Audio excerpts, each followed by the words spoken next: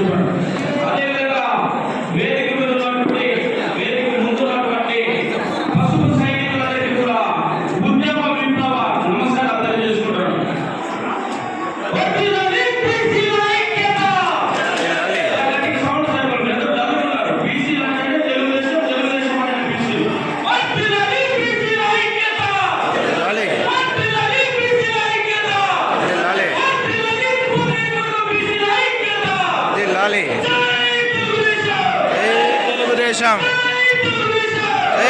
తెలుగుదేశం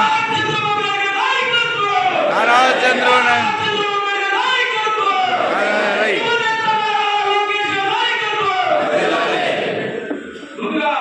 ఈ ఆంధ్రప్రదేశ్ రాష్ట్రంలో ఈ వైసీపీ ప్రభుత్వం అధికారం చేపట్టినప్పటి నుంచి ఈ 5 సంవత్సరాలు పూర్తయిన వరకు ఎక్కువ శాతం నష్టపోయిన మన బీసీలు అవునా కాదా అనేది సూటిగా అడుగుతున్నాను.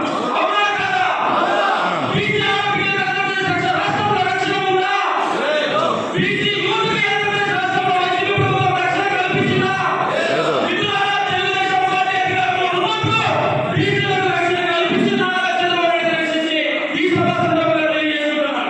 బీసీలకు ఎమ్మెల్యే సీట్లు కల్పించిన చంద్రబాబు నాయుడు, బీసీలకు రక్షణ కల్పించిన చంద్రబాబు నాయుడు, బీసీ ఆడపిల్లలకు స్వేచ్ఛ పొందిన హక్కులు కల్పించిన చంద్రబాబు నాయుడు. అవునా కాదా అనేది ఈ సభ సాక్షిగా ఉన్నాను. ఈ ఆంధ్రప్రదేశ్ రాష్ట్రంలో వైసీపీ ప్రభుత్వం అధికారం చేపట్టినప్పటి నుంచి బీసీల పైన దాడులు జరిగాయా లేదా? ఒక బీసీ ఆడపిల్లలో ఒక వైసీపీ జిల్లాలో ఏడిపిస్తే దాడులు అయ్యిందానికి నిర్దాక్షిణ్యంగా కిలోమీటర్లు పోసి తగలబెట్టేసినటువంటి దీనమైనటువంటి దరిద్రమైనటువంటి పాలన ఈ వైసీపీ ప్రభుత్వాన్ని ఎవరా కాదని చెప్తాను. మనకు ఆత్మగౌరవం లేదా? మనకు ఆలోచించే మనకు ఆత్మగౌరవం లేదా?